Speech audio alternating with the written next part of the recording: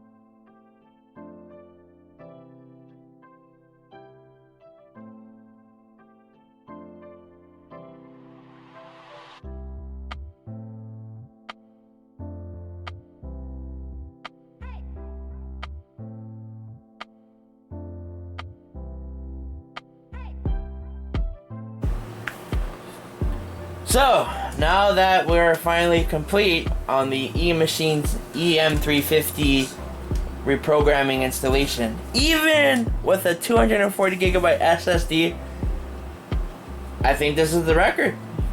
Everything is on 0% on the benchmark. Gaming, incomplete. Desktop, incomplete. Workstation, incomplete. Dear God, this is bad. Gratefully that this is going to go to the kids to mess around with. I honestly, the PC's performance below expectation, 25th in percentile, means that out of 100 PCs with exactly the same components, 75 performed better. Processor with an extremely low single core score, this CPU can barely handle emails and light web browsing. Finally, with a gaming score of 17.2, this CPU's suitability for 3D gaming is terrible.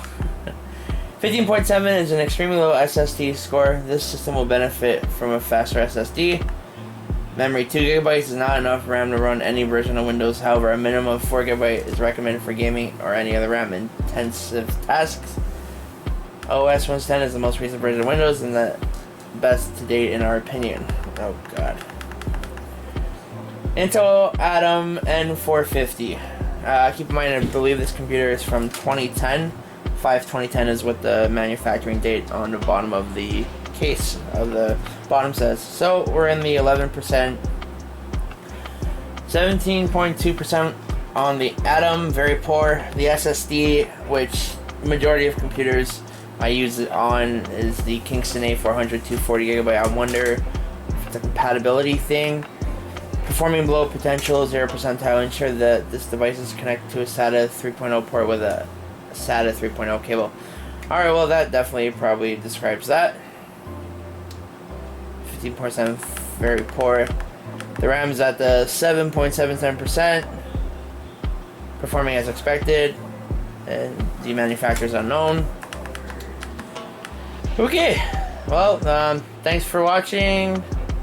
And stay tuned for the next one. If you have any questions, comments, like, subscribe, the fancy jazzy stuff. Thanks guys, have a good day.